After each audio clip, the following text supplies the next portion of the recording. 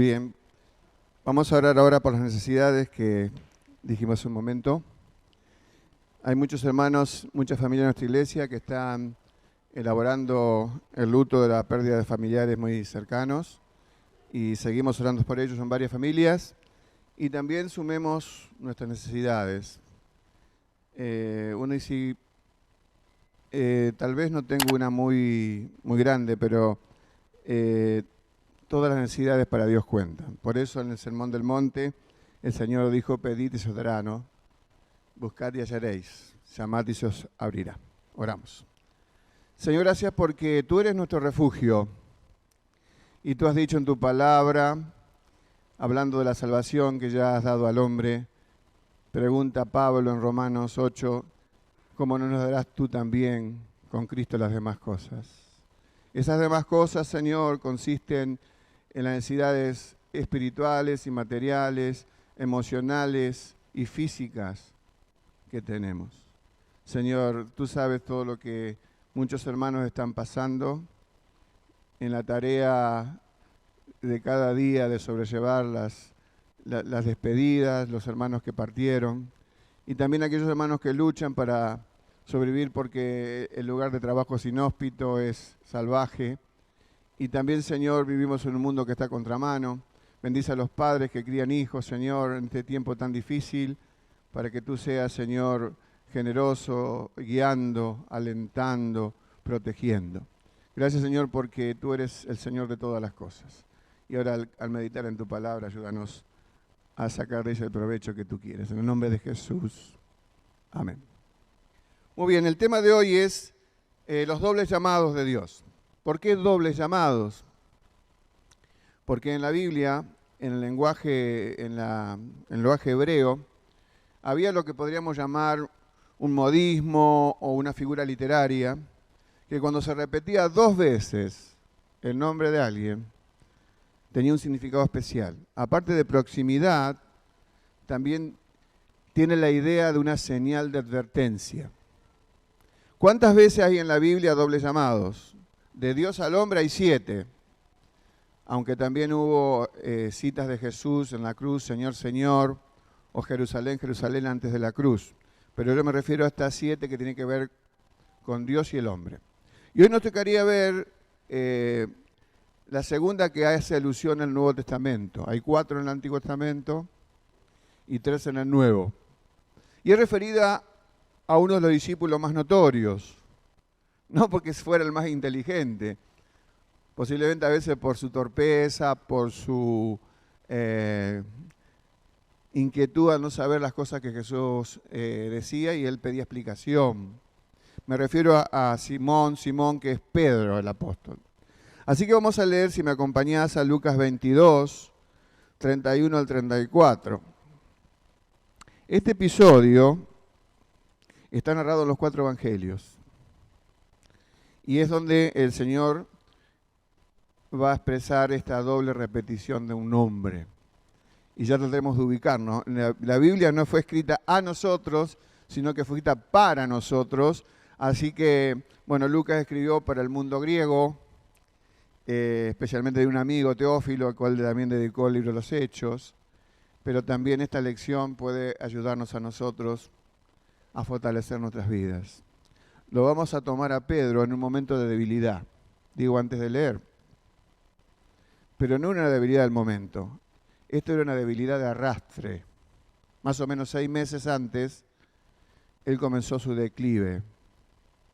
Y aunque lo acusaron de ser discípulo de Jesús, luego de la negación de Jesús, ¿no? Cuando lo fue negando al Señor en el patio ese donde se calentó con el fuego enemigo, él dijo no conocer a Jesús y no ser su discípulo, en otras palabras. En realidad, aunque fue una mentira, también en un sentido era real, porque él había dejado de aprender hace 6 meses. Lo vamos a demostrar con la Biblia dentro de un momento. Y leo Lucas 22, 31 al 34. Cuando dice dijo también el Señor, es algo intempestivo. El Señor está dejando el salón, el aposento alto donde estableció la cena del Señor por primera vez, donde había dicho la oración de intercesión por sus discípulos y por nosotros, que está en Juan 17. ¿Y a dónde se dirige Jesús? Con su grupo, su equipo. Se dirige a un huerto abandonado, donde allí va a ser traicionado por 30 monedas de plata por aquel discípulo que había sido previamente poseído por el enemigo. Por eso se llama la Biblia el hijo de perdición. Entonces ahí el Señor para a Pedro, y ojo que en la lectura va a parecer que es Pedro el que va ahí adelante con su negación, pero los demás también. Lo dice la misma Biblia. Y entonces Jesús dice, Simón, Simón, he aquí Satanás os ha pedido para zarandearos como a trigo.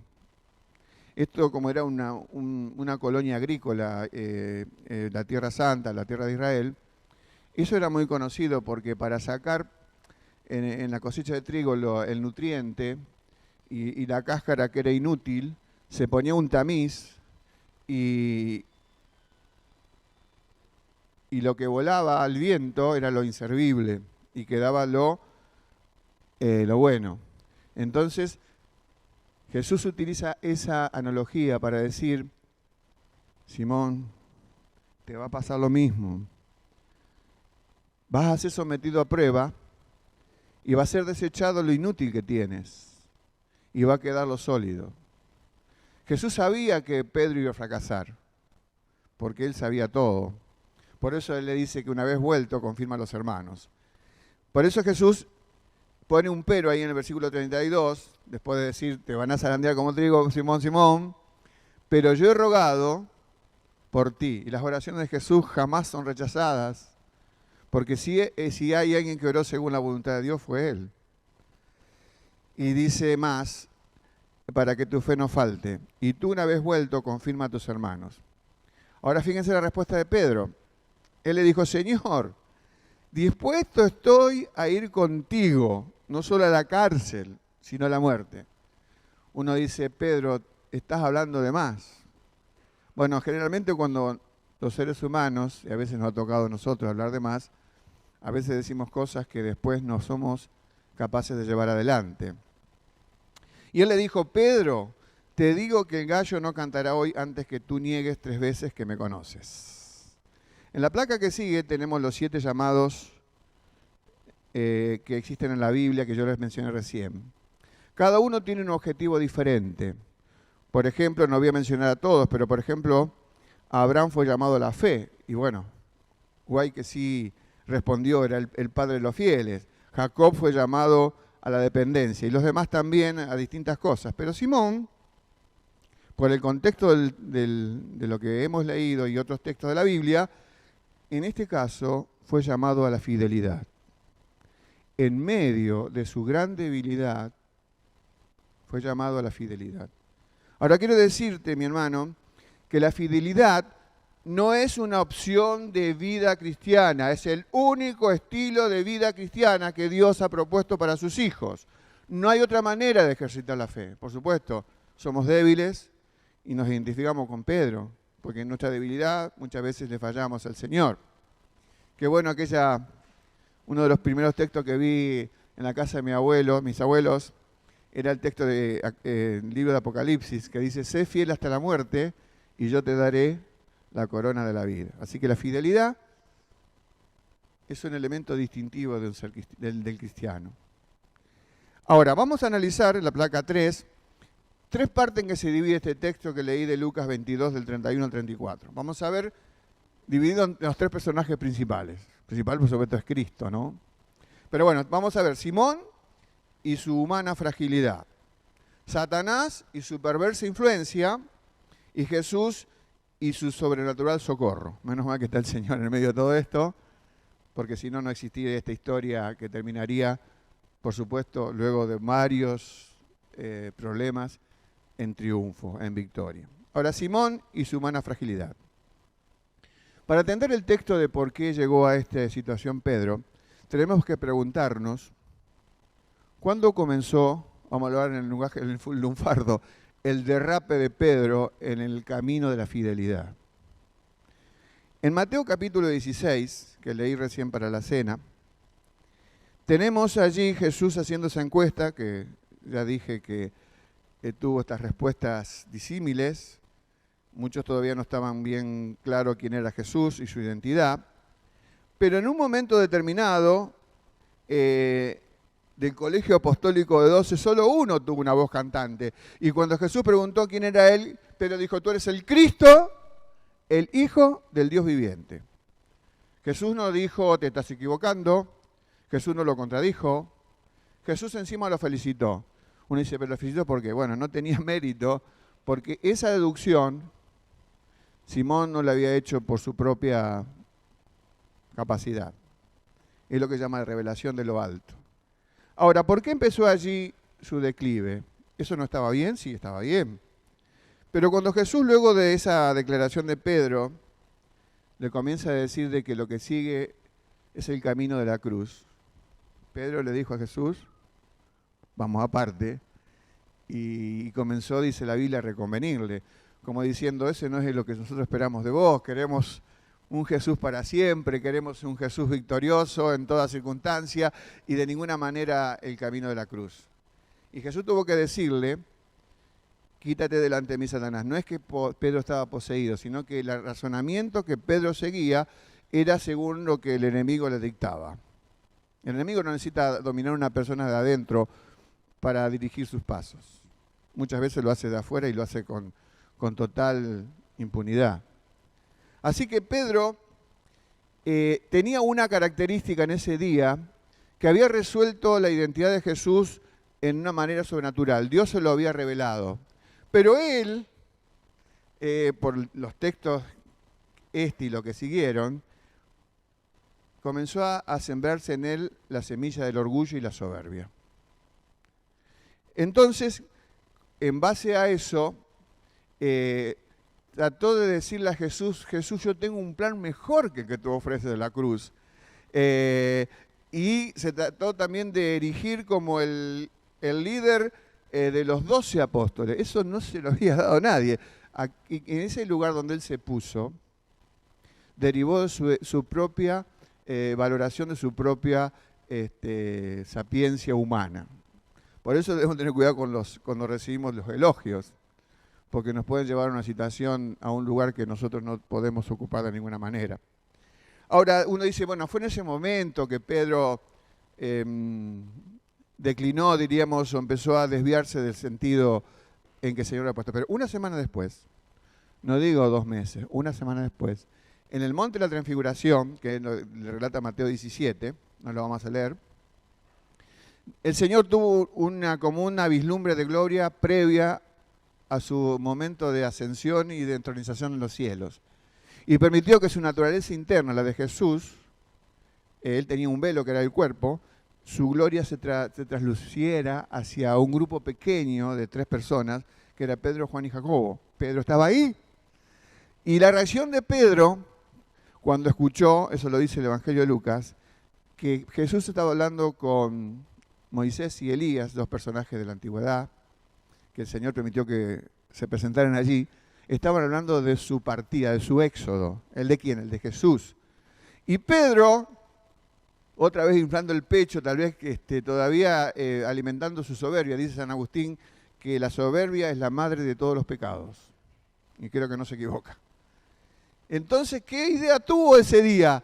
Señor, qué bueno que estamos aquí, hagamos 3 enramadas, 3 habitáculos, 3 lugares especiales y disfrutemos este tiempo.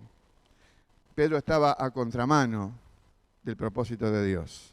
El Señor está hablando de su partida y Pedro estaba hablando de una situación de comodidad y de disfrutar del Señor. Por eso Pedro se situó por encima de los planes de Dios, por encima de la sabiduría de Dios, por encima de los caminos de Dios, y trató de sacar a Jesús del camino correcto, que era el camino de la cruz. Pedro estaba afirmando que sus planes, su sabiduría eran mejor que los de Jesús. ¿A qué lugar lo llevó la soberbia? Por supuesto, esto nos pasa a cualquier ser humano, que la soberbia toca nuestro corazón y la abrazamos. Por eso dice el libro de Isaías: Dios castigará el fruto de la soberbia del corazón. Habla del corazón humano. Así que por eso Dios resiste a los soberbios. Uno dice: bueno, se terminó ahí el problema de Pedro. Sigue la historia. Y el pasaje que yo leí primero de Lucas 22 tiene está en los 4 evangelios. Y en otro de los evangelios, Jesús en el mismo episodio cita una profecía del libro de Zacarías y dice que para ese momento especial, dice, heriré al pastor, dice el libro de Zacarías, y las ovejas serán dispersadas. ¿Cómo reaccionó Pedro ante eso? Corrige al profeta que profetizó eso. Corrige a Jesús que está citando al profeta, porque su soberbia había llenado su corazón. Y que erige allí, quiere levantarse como el mejor de los apóstoles. Y él dice, no, de ninguna manera, esto no va a ocurrir. Pero no quedó ahí. Por eso estoy diciendo que ese episodio de la confesión de Jesús como el Hijo de Dios, el Cristo, sucede 6 meses antes de la cruz. Y esos 6 meses para Pedro fueron traumáticos. Ese es el antecedente del texto que leí. ¿Por qué Jesús le dice Simón, Simón? Jesús estaba coleccionando, él sabe todas las cosas, pero estaba coleccionando en su recuerdo todos estos momentos de estos despistes de Pedro. Pero no serían los últimos.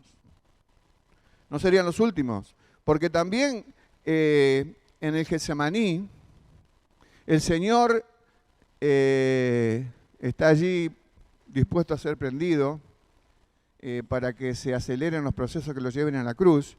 Y Pedro con 2 espadas quiere defender a su maestro y corta una oreja porque quiso cortar una cabeza, pero el Señor tuvo que ahí intervenir para que no fuera más grave esta situación de derrape de Pedro.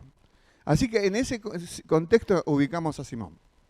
Hay un segundo personaje, que es Satanás, que ejerce perversa influencia. Y a veces tenemos que entender bien los textos bíblicos porque pensamos que Satanás puede tener una opción ilimitada para ir contra nosotros. No. Nada ocurre sin que Dios le ponga límite a este ángel perverso. Cuando uno lee el inicio de la revelación bíblica, el libro de Génesis, no encontramos allí, en el capítulo 1, donde se narra la creación de los cielos y la tierra, y el desorden de la tierra, y el nuevo orden de Dios, no encontramos allí la rebelión de Satanás. Tenemos que buscarla en otros libros de la Biblia. Y hay 2 lugares en la Biblia donde este personaje, donde se describe su creación, era un querubín. Dice el libro de Ezequiel 28 e Isaías 14. Un texto habla sobre este querubín como realiza un atentado contra la autoridad de Dios. Eso dice Isaías, contra la autoridad de Dios. Por eso habla de que subiré sobre las nubes y estableceré mi trono. Y en otras palabras está diciendo, voy a reemplazar a Dios. Este mismo pecado que fue la soberbia de Satanás fue la que también trata de inculcar constantemente a los seres humanos y más también a los creyentes para que salgamos del sendero de la fidelidad. Por eso el orgullo nos lleva a un estado de debilidad muy grande, donde podemos terminar siendo un juguete del enemigo, cosa que Dios no quiere que eso ocurra. Por supuesto, no estamos hablando de posesión diabólica. La posesión diabólica fue, en el caso del contorno de la cruz, con un discípulo llamado Judas, que dice clarito en la Biblia que Satanás entró en él, y había sido también profetizado por Jesús que él era el hijo de perdición. Ahora, este ángel caído, creado originalmente perfecto, este querubín, los querubines tenían una función muy especial dentro de del mundo angelical. Ellos se encargaban de proteger la santidad de Dios. Por eso fueron puestos, no Satanás porque ya estaba caído, a la puerta de la entrada del Edén para que el hombre no volviera por sus propios medios a tomar del árbol de la vida y fuera para siempre pecador. Pero Satanás siempre del inicio de la historia humana quiso destruir el testimonio de Dios para con el hombre y no lo consiguió. Usó a través de la historia todo tipo de métodos, lo sigue usando. Cuando la Biblia fue impresa, antes de la imprenta y después de la imprenta, el enemigo trató siempre de sustraer las Biblias para que el hombre no llegara a conocer el mensaje del perdón de Dios. Persiguió a los cristianos, mató a los cristianos. Pues nos podemos leer el libro de los Hechos. Uno de los principales fue Saulo de Tarso, luego convertido en el apóstol Pablo. Ahora, entonces, ¿cuál es su trabajo hoy? ya que si somos de Cristo no puede desestabilizarnos en nuestra relación con Cristo, pero sí puede hacer varias cosas. Él dice para sí mismo, dice Satanás, no podré destituir de la gloria a los que son del Señor, pero les voy a generar angustia, inquietud y que estén siempre pensando en lo que hicieron. Eso es lo que trató de hacer con Pedro, para que Pedro masticara su fracaso y llorara amargamente como lloró cuando salió del lugar donde estaba en la casa del sumo sacerdote. Su propósito es zarandear, actuar sobre el creyente para ocasionar en el creyente la sensación de fracaso. Cada vez que tengamos la sensación de fracaso, no preguntarnos si es verdad, si acontece por una razón real, es un pecado y debemos confesarlo a Dios. Y si es un pensamiento imaginario, pensemos que el enemigo siempre está tratando de que te sientas un fracasado. Pero los hijos de Dios no somos unos fracasados, porque el Señor nos repuso en la condición de gloria. El vínculo con Él nos rescata, nos da nueva vida, nos ha regenerado. Somos nuevas personas. Que sí podemos fracasar, pero momentáneamente podemos pecar, pero somos repuestos por el Señor. Ahora, siguiendo con la lectura inicial, donde Jesús le dice a Pedro, Simón, Simón, tenemos que solamente Lucas dice esta frase, y tiene un sentido muy importante referida a Satanás. Dice, Satanás os ha pedido para zarandearos como a trigo. Ese pronombre en el español, os ha pedido, no era solo para Pedro, era para el grupo apostólico de los 12. Esa palabra pedir, que es una cosa, un verbo común en nuestro castellano, es un verbo en el griego reflexivo. Los verbos reflexivos es, por ejemplo, esta mañana todos hicimos algo, nos peinamos. ¿Para quién me peino? Para mí mismo. Vos te peinaste para vos mismo. O me bañé para mí mismo. Entonces cuando dice Satanás os ha pedido, es en la boca de Jesús, está diciendo, Él los ha pedido porque los quiere para Él mismo. Y la Biblia dice que Dios nos quiere para Él mismo. Así que hay una puja entre los propósitos de Dios de mantenernos en estado de fidelidad y el objetivo del enemigo que quiere pedirnos para tocar nuestras vidas y para llevarnos al punto del fracaso y la negación. O sea, Satanás en definitiva quería sacudir violentamente a los discípulos para ver si la fe en ellos era permanente. Quiero decirles que tanto Satanás como sus secuaces no tienen redención, porque el pecado partió de ellos mismos. En cambio, el hombre fue invitado a pecar, y por eso solamente el hombre tiene posibilidad de redención a través de Cristo. Muy bien, la fe salvadora de Pedro y los demás apóstoles era el verdadero don de Dios. Ellos fueron protegidos aún en el momento de la dificultad. El tercer punto y último es Jesús, esto sí que es bueno, pensando ya en la debilidad de Pedro, pensando en los terribles pensamientos de fracaso que quiso llevar el enemigo a los hijos de Dios, al Hijo de Dios. Ahora vamos a pensar en Jesús y sobre su sobrenatural socorro.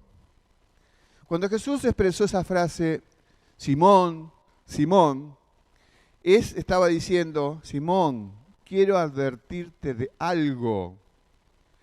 Y tal vez tú no le vas a dar mucha importancia, cosa que ocurrió.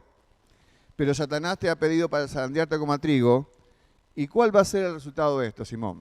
Por supuesto que Simón estaba ahí todavía, encolumnado en aquello que aconteció cuando él dijo sobrenaturalmente, tú eres el Cristo, el Hijo del Dios viviente. En ese momento fue sembrada la semillita de la soberbia, que fue creciendo, fue creciendo, fue creciendo.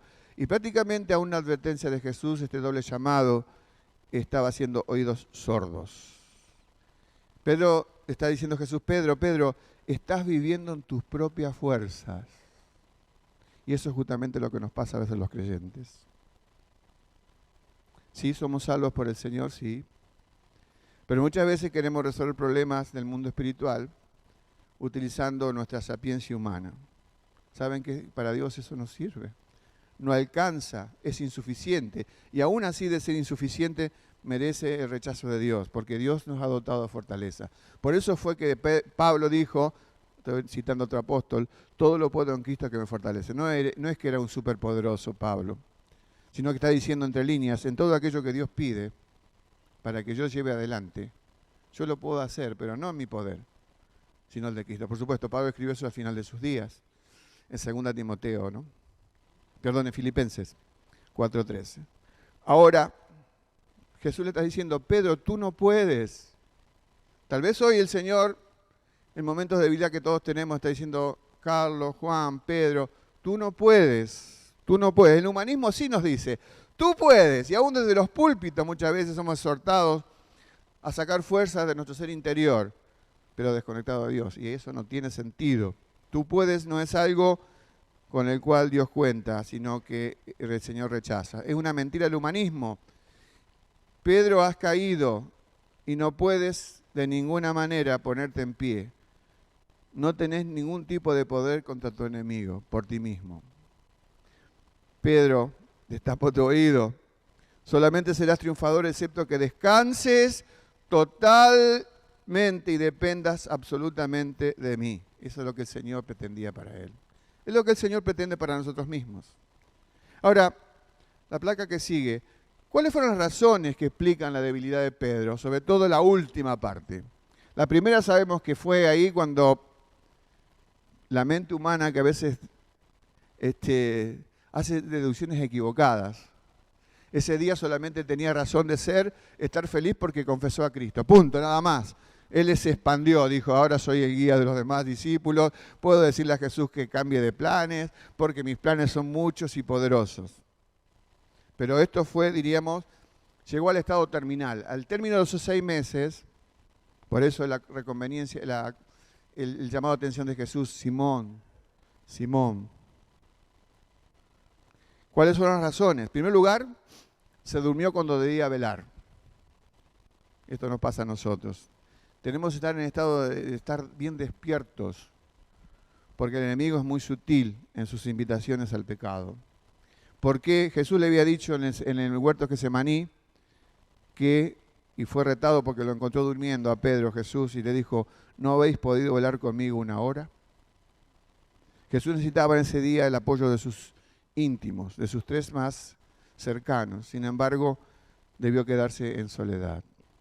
La segunda razón, se dispuso a seguir a Jesús de lejos. Su propio fracaso lo llevó a distanciarse del Señor. Dice la Biblia en Lucas 22:54, y Pedro le seguía de lejos. Hay muchos creyentes que quieren seguir a Jesús de lejos. No se puede. No se puede porque Él es nuestra fuente de poder. Y si yo me desconecto de Él, bueno, no estoy tratando de usar a Jesús como desde un lugar utilitario. Él me usa a mí, no yo usarlo a Él. Pero no puedo estar desconectado de la fuente de poder, porque si pretendo vivir en fidelidad, la vida cristiana es Cristo viviendo en mí.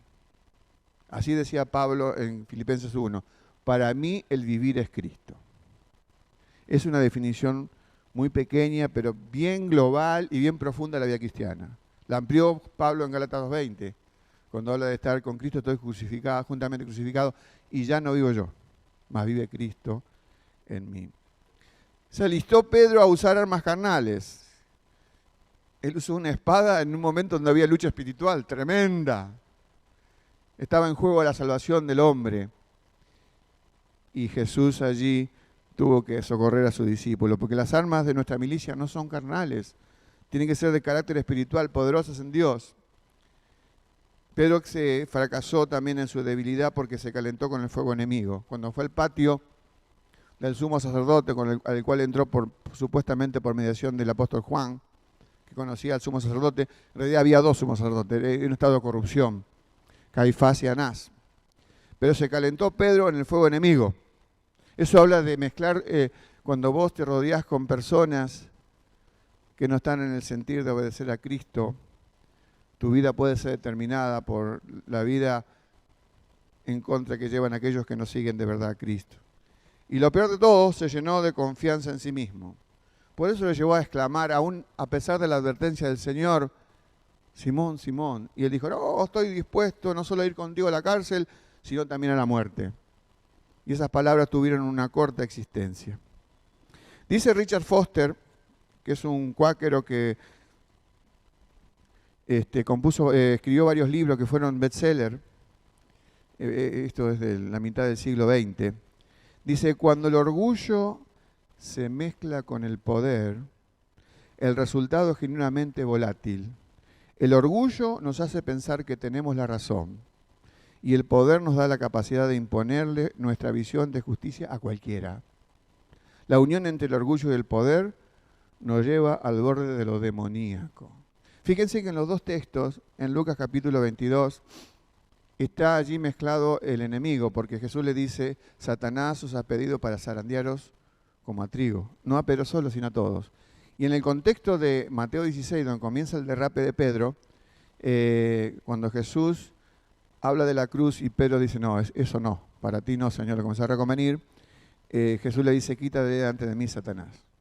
Porque el enemigo está siempre interfiriendo para que nuestro apoyo esté en cosas que no se deben.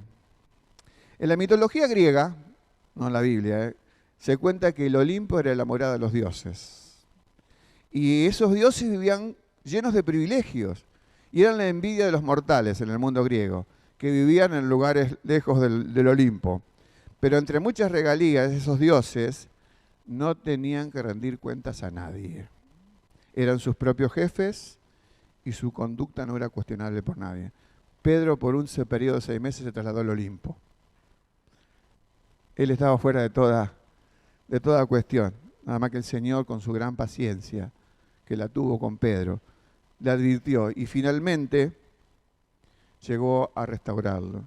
En el final del Evangelio de Juan estemos esa charla íntima donde el Señor pregunta 3 veces a Pedro si le amaba y terminó restaurando a su discípulo. Hasta tal grado que si hubiéramos estado nosotros ahí en el inicio de la iglesia, le hubiéramos prohibido a Pedro predicar el Evangelio, porque era muy corto, 40 días, desde su claudicación final y negación hasta el día que él predicó el sermón que está en Hechos capítulo 2. Sin embargo, Dios lleva otra agenda, no la agenda de los hombres. A veces ni pasando 50 años alguien se restaura y no puede hacer nada, pero el Señor conocía el corazón de Pedro y por eso llegó a ser el predicador fogoso de Pentecostés. Watchman Nee, en su libro Autoridad Espiritual, habla sobre la autoridad. Y muy breve dice, la condición para ser autoridad es un sentimiento, escuchen bien, de incompetencia e indignidad. Cuanto menos presumimos y más humildes seamos, tanto mayor será nuestra utilidad. Tanto mayor será nuestra utilidad. Siempre deberíamos sentir temor y temblor en este asunto de ser autoridad. Eso me refiero a padres, pastores, líderes, que de alguna manera servimos al Señor. Ahora, a veces las fallas en el carácter, como fue el de Pedro, a pesar de la advertencia, nos conducen a los seres humanos a vidas quebrantadas. Y dice Gordon MacDonald, alguien que sufrió la vida quebrantada, cometió un grave pecado, era un pastor, y escribió un libro sobre autobiográfico, que es muy útil para leer. Y él dice 3 cosas que son mentiras, pero que a veces las creemos que son verdad. La primera cosa es que nos creemos que las vidas quebrantadas son la excepción. Él dice, no son la excepción. Vidas quebrantadas son la regla. O sea que a cualquier tipo de persona le pasa. A la gente que llamamos buena, no la hay. Y a la gente que llamamos mala, tampoco la hay porque somos todos malos. La segunda cosa que nos creemos de la mentira es que a mí no me va a pasar. A mí no me va a pasar. Pero las cosas le suceden a una de las mejores personas. A vos y a mí nos puede pasar. Pero es una reacción humana y quiere decir que uno va a vivir por encima de los problemas, de los riesgos y las consecuencias. No podemos vivir por encima de ellos. Tercera mentira que nos creemos, que si pego un resbalón, miren que Pedro pegó unos resbalones bastante grandes, yo voy a poder manejar las consecuencias. O sea, yo voy a dominar los resultados. Esto es una mentira. Porque uno dice, tengo suficiente energía, muchos recursos, influencia como para reducir, neutralizar cualquier efecto negativo de un quebranto en la vida. No es cierto. No es cierto. Lo digo por experiencia propia. Ahora, rechacemos estos argumentos con 3 argumentos válidos, para que la redundancia. Miremos la Biblia. La historia bíblica cubre un periodo de miles de años, entre el primer libro escrito y el último, donde vemos la buena y la mala conducta. Personas grandes en cuanto a la fe tuvieron claudicaciones, Abraham lo tuvo, Moisés, Saúl, Salomón, lo que quieras mostrar. Solo el Señor es mostrado en la Biblia como alguien incólume, que jamás tuvo un error en su vida ni pecado. Pero más allá de la Biblia, miremos nuestras vidas. Es decir, no debo decir, a mí no me va a pasar. Tengo que decir, a mí me puede pasar. A vos te puede pasar. A vos te puede pasar. Y venga el Señor a decirnos, Carlos, Carlos, Luis, Luis, Jorge, Jorge, Adrián, Adrián, todos los nombres que quisiéramos poner como señal de advertencia. Porque Pedro dijo, Señor, estoy dispuesto a seguirte aún aunque la muerte nos llegue. Y al primer momento que descubrió en su lenguaje galileo en la casa del sumo sacerdote, tú eres de ellos, tú eres, 3 veces tuvo que decir que no. Por eso no siempre tenemos en claro nuestras capacidades, nuestras inclinaciones y nuestras debilidades, pero las tenemos. Solo Dios sabe hasta qué grado pueden influir en nuestras vidas. Por eso debemos, como el Señor está llevando a Pedro, de la debilidad a la fidelidad. Es el mismo camino que tenemos que recorrer nosotros. Miremos las leyes de Dios. A veces nos ataca a los seres humanos un optimismo necio. Es el optimismo sin fundamento, sin razón de ser. Presuponemos que podemos regatear con Dios como lo hizo Abraham cuando intercedía por Sodoma y Gomorra. Y luego se llevó el gran chasco. No había justo ahí, en Sodoma. Así que podés tener la libertad que quieras, para tomar las decisiones que quieras, pero debes tener muy en cuenta, no podrás evitar las consecuencias que esas decisiones traerán sobre tu vida. Las experiencias de fracaso nos pueden suceder y serán dolorosas, pero lo que importa no es lo que nosotros hacemos. Eso es lo que importa, es lo que nosotros hacemos cuando esas cosas nos suceden. ¿En quién te refugias? Por eso la caída del creyente es un golpe en la vida, pero no es el fin de su vida. Por eso, mis hermanos, qué bueno es que el Señor siempre está con las 2 medicinas, la preventiva y la paliativa. La preventiva acá no funcionó porque le dijo, Simón, Simón, te explico, vas a tener una prueba, el enemigo va a venir, va a zarandear tu fe, va a ver cuánto queda de tu fe. Y él estaba sordo. No estaba sordo, pero sordo espiritualmente estaba. Dijo, no, yo me voy a arreglar, Señor, si hay que defenderte hasta la muerte llegaré. Y tuvo que tragarse las palabras. Finalizando, quiero dar una cita que es muy buena. Tal vez resume la idea de lo que hemos compartido hasta ahora. Dice John Piper, la más profunda necesidad que tú y yo tenemos en la debilidad y en la adversidad, parece raro lo que voy a decir ahora, lo que dijo él, ¿no?